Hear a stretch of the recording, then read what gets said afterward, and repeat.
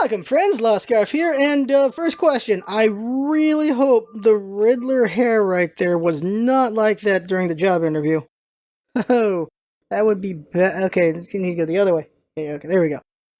This was essentially my hair for the interview. We'll see how that goes. We'll find out in a couple days. They will email me if I don't get the next interview. They will call me if I get to go to the next interview. There's more interviews. Interviews, not fun. They suck. I hate interviews. But, I don't know. I think I ever get I go to higher up position, you know what I'm gonna do? I'm just gonna go eat lunch and do the interview. And then eat lunch again and do another interview. Holy crap, that's a mistake.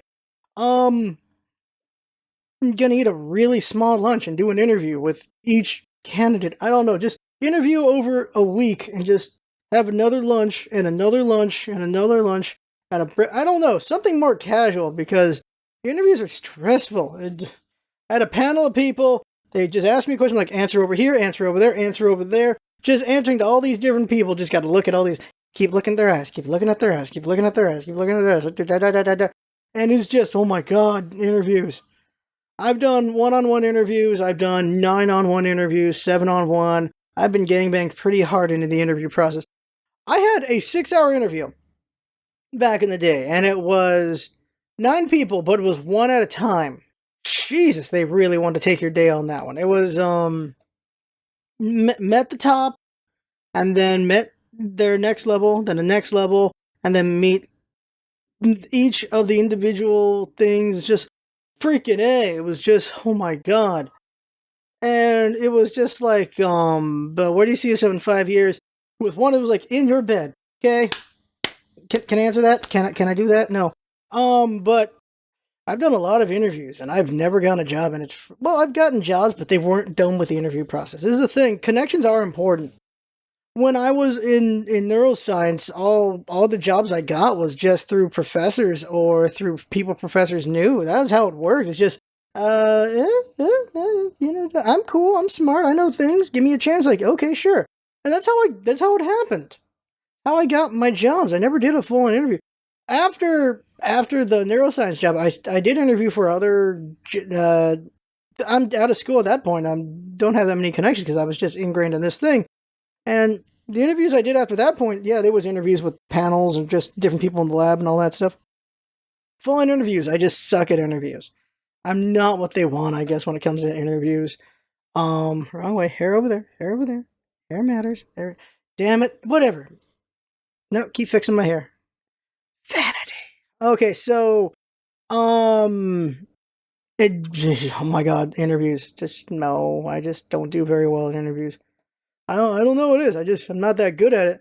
The way I put it with this one, apparently I'm just Bob Newhart, is the way I put it. And if you don't know who that is, just look up Bob Newhart, and that's an interesting style of comedy. It's just talk a little bit lower, and a little ramblish in the way you answer your things. You're still saying something, it just sounds kind of ramblish.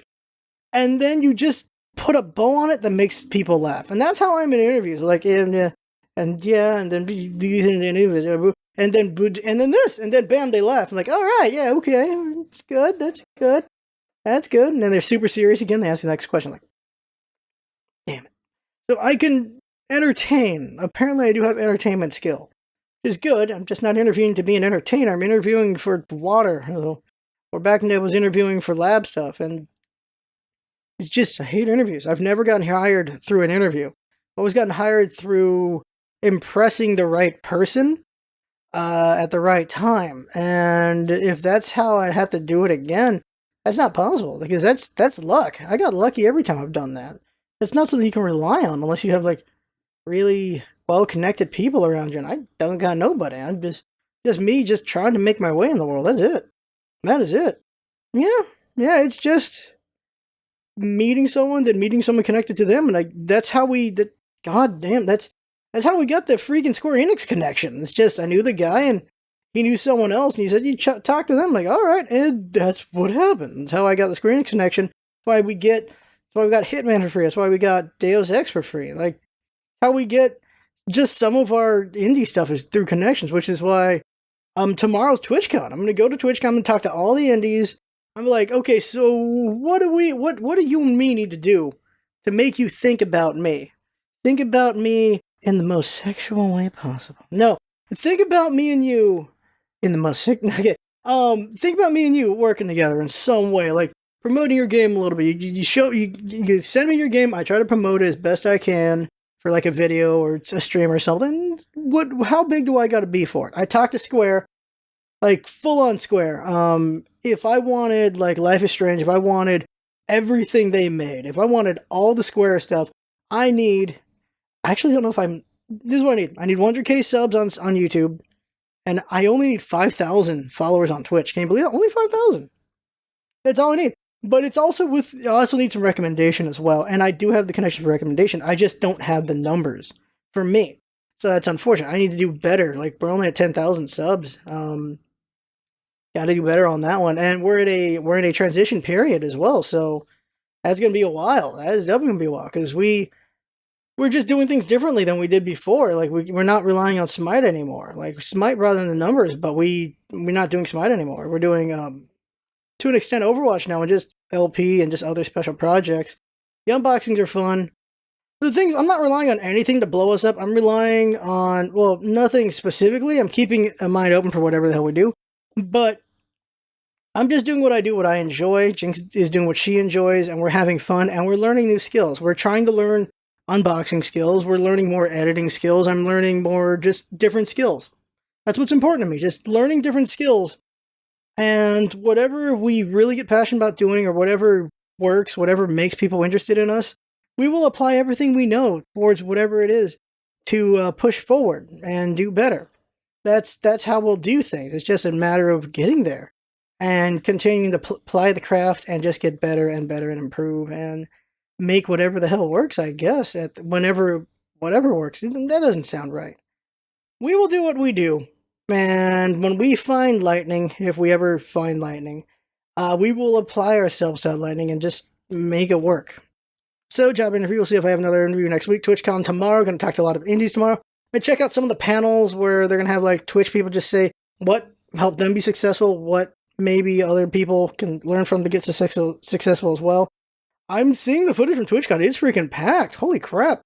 I knew TwitchCon's going to have a lot of people, but damn. It's not San Diego Comic-Con level, because it's San Diego Comic-Con is San Diego Comic-Con, but it is a good amount of people. There's a lot of people going to be there, and I'm used to crowds, so it's fine. It's fine. I know what to expect with crowds and stuff like that. I'm just really curious how they do the layout of the expo and how the panels are laid out. It looks like they're not using the entire place from what I can tell. They're using a lot of it, but not all of it, which is surprising. But then again, TwitchCon is not as big as San Diego Comic-Con. Of course not. But it's going to be interesting. Like, if I meet people there, I meet people there. But I'm there to work some indies and also to just see what I can learn. And also see Mez. I haven't talked to Mez in a long time. So it'd be great to meet Mez in person. Because, yeah, just haven't talked to him in a while. Like, he'd be my brother if we didn't drift, like, I think. But he's just playing different games, I'm playing different games. Also, just schedules are different. Like, if things lined up more, I'm sure I'd be hanging out with him a lot. Let's see here. Anything else? TwitchCon. I'll probably talk about it. I don't know if I'm going to wait a whole week to talk about it or just do a post-TwitchCon talk. I'm not sure yet. We'll see what I do with that. Oh, who's going to be at TwitchCon? Let's see. Well, all the big streamers are going to be at TwitchCon. The only streamer I really want to see, but more so because, YouTube, is Jesse Cox is going to be there. He wasn't there at Comic-Con. He's going to be at Twitch. He's going to have a meet and greet. I'm going to try to meet him. Strippin's going to be there too. Dodger's going to be there. Be nice to meet them all. I'm only really interested in meeting Jesse Cox again. It's been 3 years since I've seen him. So I'd like to see him again and just see I don't know, since he's more popular now, I don't know if you can actually talk to him that long or ask questions since it's just a meet and greet. But I would like to see his opinion on certain things if possible. Probably won't get the chance, but if I can, I'll try. Because he was big, but still not that big 3 years ago.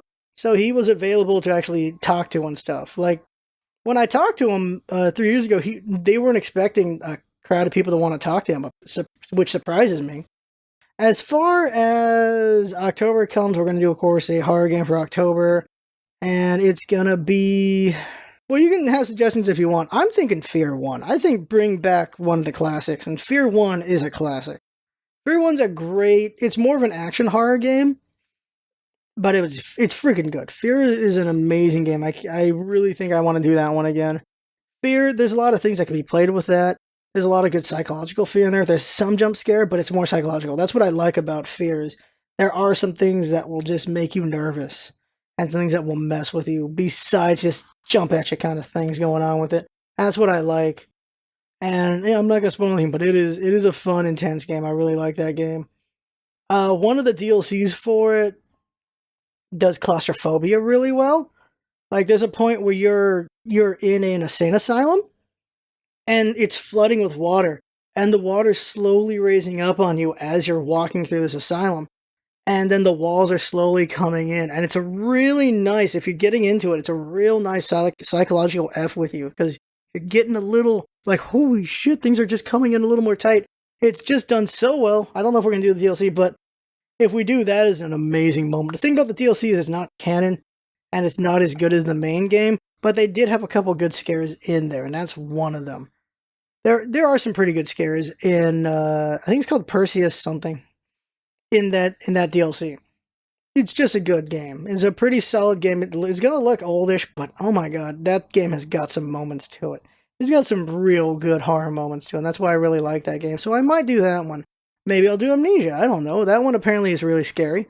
I just don't play a lot of horror games, and I'm not really interested in any of the new ones. I'm really not. So I don't know. And I'm just not interested in gore. I don't care about gore when it comes to horror. That's why I've never played, what's the one with Isaac? Isaac something? That game? They've made 3 of them. The third one was co-op. It's a very gory game. I don't care about gore, so I was never interested in that game.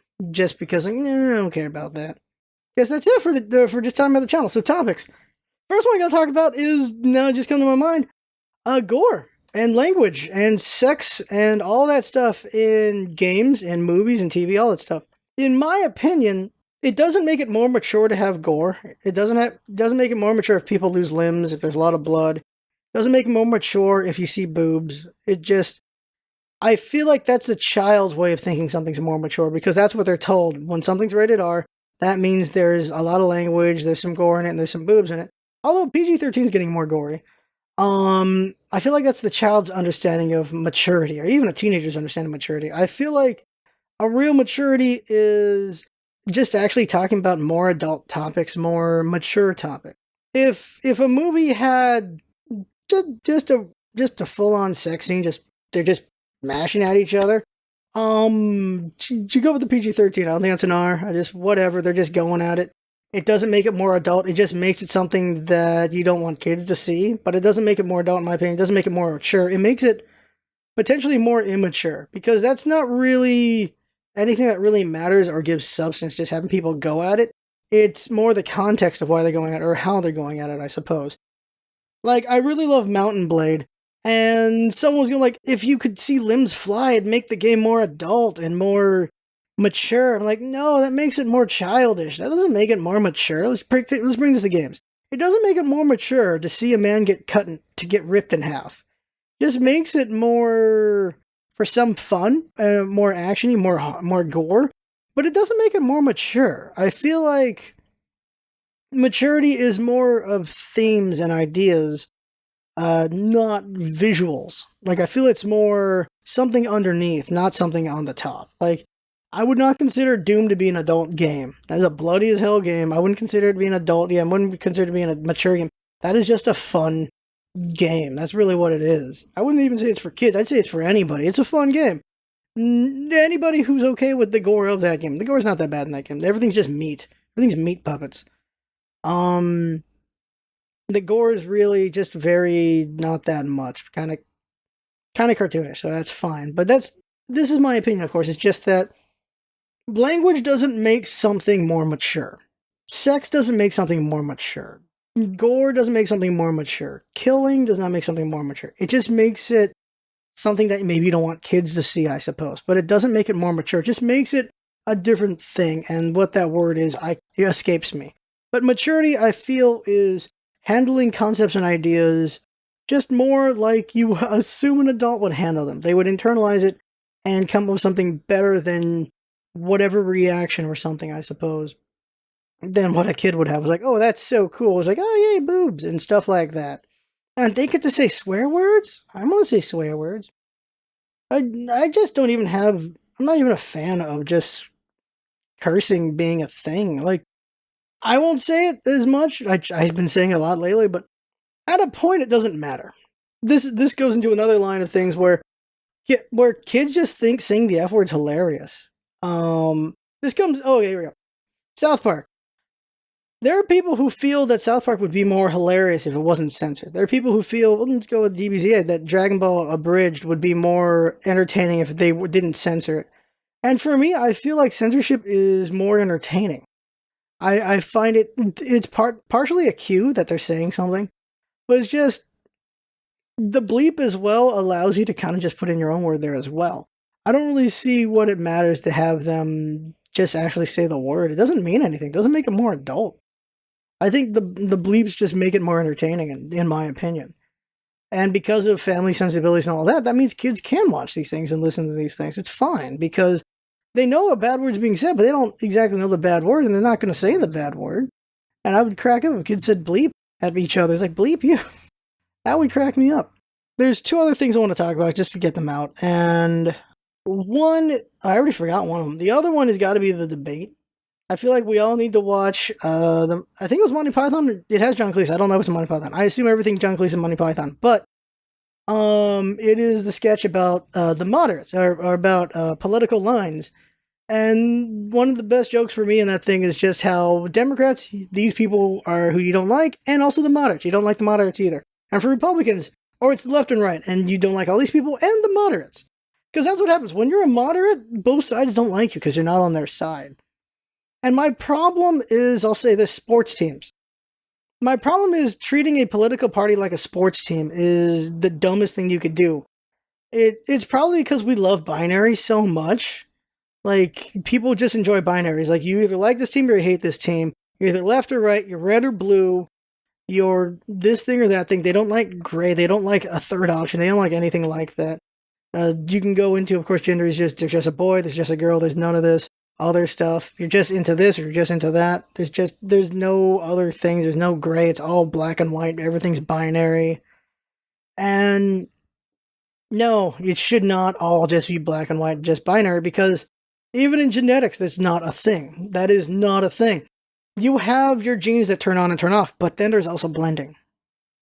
There are genes where it's just only this, and that's it. But there's also blending. This is where multiple genes, some are on, some are off, they dictate something. Usually, color you see a lot with blending. That's how Mendelian found it. Where it wasn't Mendelian. I think it was Mendelian with the snapdragons, where you have this color and this color, and they blend and make these other colors, depending on the degree of things going on there. Instead of it just being you only get this color, you only get this color, you get a blend. While some things you only get one color or the other. Like you only get red, you only get white, and whichever's dominant, there you go. While some other plants, you get pink. And with other plants, you get this just plethora of colors. That is genetic blending. Like, not everything's binary. I'm just arguing genetics here, because that is a thing. Scientific right there. Not everything is binary. You have blending. You have all these things coming together to decide what this thing is. And if one of these things had a mutation, it'd just be a different color. You might not know this. Purple is an iris color.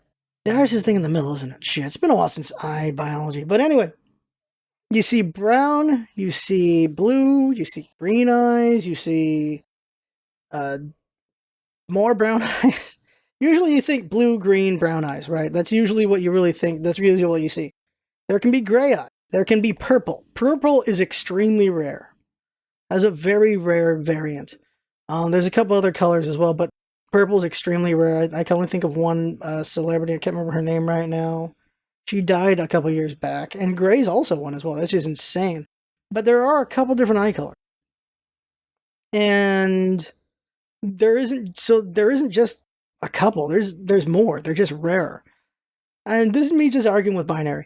So my problem is, so the debate happened, right? The debate happens, and it feels like it's just logic versus illogic. It just sanity versus insanity. I feel like Hillary is the sane side and Trump is not, because holy shit.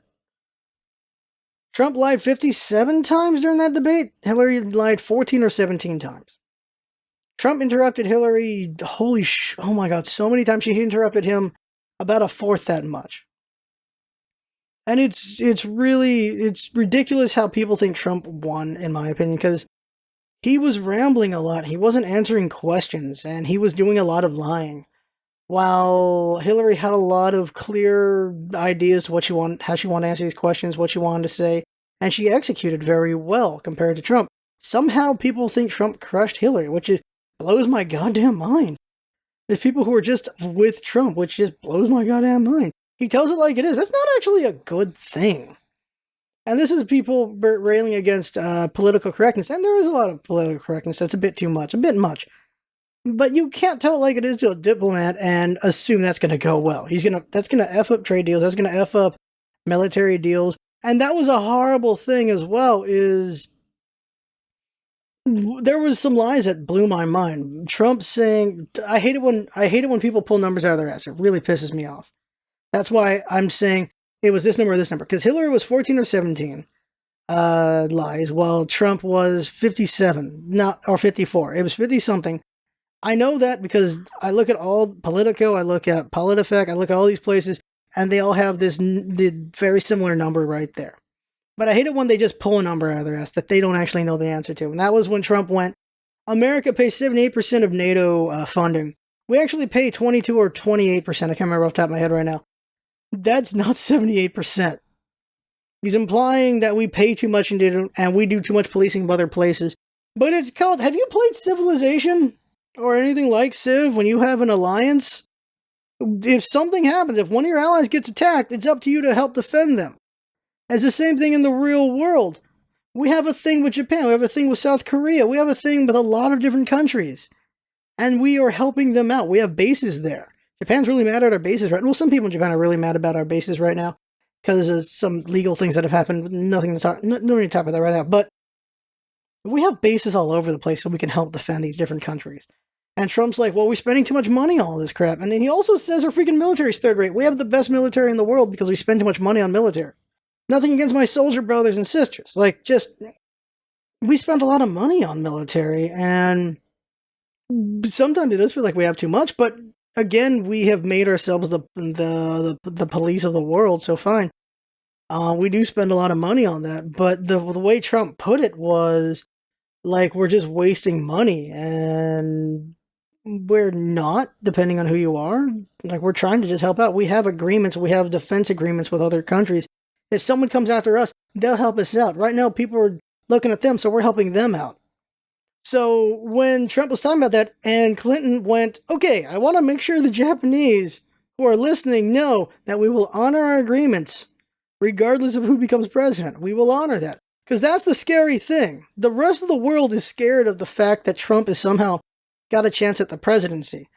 We are a goddamn joke because of that. And that's not good, because we're not in isolationism is impossible these days.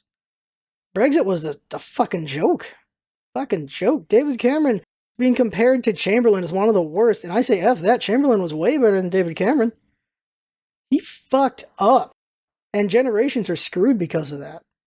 Pulling out of the EU was not a good play there. We are reaching a global situation here. People are going to try to be their own thing. China's doing a good job of that, but we are just going everywhere. I wouldn't be surprised if at some point we just linked up with Canada and Mexico. Not like we haven't already made deals where we're linked up together anyway already. Like, it's already a thing. Like EU, right? It wouldn't be surprised if we ever had NA, where it's just North America as not as a whole, but some free movement. But as long as the US is so fucking racist against the Mexicans, it's probably not going to happen for a while. My thing is, there are times when I'll probably vote for a Republican for this or that, and there are times when I'll vote for a Democrat for this and that. It really depends on the issues. And right now, I can't fathom anyone voting for Trump. That's my thing. I would have taken Paul Ryan over this guy. Like, I don't think Paul Ryan's that great, but he would have been a lot better than Donald Trump. Like, holy crap. Would have taken Jeb Bush, for God's sakes. Jeb would have taken another Bush. Would have taken another goddamn Bush over this. I don't get it. I really don't. And yeah, a lot of people feel like Hillary's a criminal, and and just the mistake she made, especially with Benghazi. But you make a mistake like that, you're not making a mistake like that again. You are not making that mistake again. That's not happening again. Trump has gone bankrupt. Okay, he hasn't gone bankrupt. He's filed for bankruptcy with his company 6 times. I don't want our government, the United States of America, to be his 7th bankruptcy. I really would not like that. That would not be good. I would not like that, Sam I am. I just don't get it. USA Today came out yesterday. 34 years they have not, was it 32? 32 years they have not endorsed a candidate. USA Today yesterday went out and said, do not vote for Trump. They did not say vote for Hillary, though. They said, some of us like Hillary, some of us do not, but we are unanimous against Trump. Do not vote for Trump. You can still vote for your party lines with their governors and with the senators, whatever other things. But when it comes to the presidency, you cannot vote for Trump. You want to vote for Hillary? Fine. You want to vote for Gary Johnson? Fine. That crazy-ass motherfucker. You want to write in Bernie Sanders? Fine. That's how USA Today feels. My opinion, you just vote Hillary, because that's the only choice. And she's a career politician, which is not a bad thing. It is someone who actually knows how the world works. I'm fine with that. I don't want Trump to be there, because that's insane. You're bringing in an outsider. Are you fucking kidding me? You have a pipe problem. Do you hire a plumber, or do you hire a florist? It's this weird thing. It was also during Brexit this thing happened, where they're like, well, the numbers show that if you vote Brexit, then economically all this crap is going to happen. And people in, UKIP were like, why do we even listen to experts? Why do we keep listening to experts with their numbers and all this stuff? What do they matter? They're fucking experts! Chris Christie after the debate was like, fact checkers have a bias. You shouldn't listen to the facts. They have a bias. Their bias is truth! The fucking truth is their bias! They put all these facts out. It's like, this was a lie, that was a lie, that was a lie. There's not only one fact checker. You got Politico doing it. You got freaking PolitiFact doing it. You got Hillary's own camp doing it. A lot of people are fact checking. The NPR was doing it. After that debate, I looked at Politico, I looked at PolitiFact, I looked at freaking NPR. I'm looking at all these things. And there is some bias in how they say things about the facts, like well, there's these things and those things. But they still have to put out what the goddamn fact is. The fact of the matter is, Trump has a goddamn tweet that says global warming is a hoax by China. Fact of the matter is, Trump put up that 78% of NATO's funding is the US, when it's actually 28%. Fact of the matter is, Hillary Clinton did say it was a gold standard. Was it TPP? She did say that. She has lies as well. But holy crap, the overwhelming number is Trump doing the lying compared to her. And it's really just frustrating. And I just cannot believe there's so many people who think Trump won Monday. So many people who are still going to vote Trump. And then the damning thing is, let's look at, like the Daily Show showed. They showed a woman over in, was it Iowa? And she said, I vote Republican always. I don't care that there's this jackass at the front of the whole train. I'm voting for him for president. This isn't a fucking sports team. The idea behind democracy is voting for what we feel is best for our country. And what is best for our country is Hillary Clinton. Wasting our votes on Bernie is not good. Wasting our votes on Gary Johnson is not good. The idea is if you vote for them, then they're like, okay, maybe we should have another party. This is why I wanted 4-party system. This is why I wanted, you have the left and the right, and you can have more moderate left or right. You can have more extreme left or right. That would be fine. That way, votes are being taken from, the votes are getting split on the right and on the left, because they both have different choices going on there. I'd be fine with that. Lincoln won from a 4-nomination setup. Like, they had 4 people getting nominated. Lincoln won in that setup. We have had times where we've had 4-party setup. So I would like it if that happened again. Not 4-nomination setup. I would really prefer that. I would have liked if Bernie came out. Would have liked if Paul Ryan came out. That split would have been interesting. That would have been a very interesting split, because you've got Trump, what the fuck Trump over here. You got Paul Ryan, who's just more of what the Republicans would want to vote for, which I cannot believe they just didn't try to do something with Paul Ryan, because he just didn't want it. You got Bernie going on over here. He's got all the millennials. He's got all the kids. He's got a lot of strong clout right there. And you got Hillary over here, who's got stronger minority vote going on there. She's got a lot of the older vote going on. An interesting split would be happening. I still think, and with that, I'd be convinced Trump wouldn't win. I think Paul Ryan would win. I think Bernie might win. Hillary might win. And with that one, I don't think Trump would win that one. I think there'd be enough of a split that the votes would go away from him. Because there's actually a choice. Republicans had his freaking convention at the RNC. God damn it, just... Who was there? Giuliani? Fuck Giuliani. Who was really there? You didn't have former presidents there. You didn't have vice presidents there. You didn't have freaking Colin Powell. Who the hell was there that actually mattered? Because mostly Trump's just family. And then Giuliani, and then the vice president, and just a couple randos. Nothing really all that impactful or meaningful. DNC, Obama's there, Shell's there, Bill's there, Biden's there. So, like, of course, that's all White House stuff going on right there. But then you, of course, got the gold stars. The fact Trump went after them was stupid as shit. The fact Trump accepted a Purple Heart. The fact Trump compared... This is the problem. There are so many things Trump does wrong, and people keep forgiving him, or they actually are entertained by it. They think it's okay. It's ridiculous. If any of you are thinking of voting Trump, if you actually have the ability to vote, I don't know what the hell's wrong with you. That's how I feel. And there's people who don't understand how I could possibly vote Hillary. For this one, I really feel like the Republican Party should fold out because of this. They're willing to bow to Trump. They've had good people on that side. They've had good candidates on that side. And this is what they're going with. They're kowtowing to Trump because he's got some votes on him. I would have rather they just took the loss and just came out stronger in 4 years. I cannot fathom that. I would rather the RNC be done. I mean, not the RNC, well, you can also say that. I would rather the party be done, or they just take 4 years to become better than this, because this is shit. And we as Americans are not that bright either, with this goddamn sports team mentality of just voting your party. I lean more towards the Democratic side, but I'm more moderate than anything else, because I actually have things on the right I'm willing to vote for. Not some diehard blue, that's stupid. Diehard red, that's stupid. You vote for what matters. You vote for what matters to you. You vote for what you think will work. That's what's important. It's not voting one line all the time. Take it back to games. Diehard Nintendo only people, fuck you. Diehard Xbox only, fuck you. PlayStation, fuck you. Mac only, fuck you. PC only, fuck you. Oh, I really don't like Macs, but like the idea of that you would never go to the other side kind of thing. The idea that, no, I'm always on this, never over there. For gaming, it's always going to be PC until Mac actually makes something worthwhile, I guess? I don't know. Like, there's plenty of games you can play on Mac. It's just, PC's just way more convenient. But I'll never go, I'm only PC, F everything. Same thing for Linux. Linux, some people have just quite this very superiority vibe when they have Linux. Like, Linux apparently is great. That's cool. Don't act like you're better than me over it. What the hell?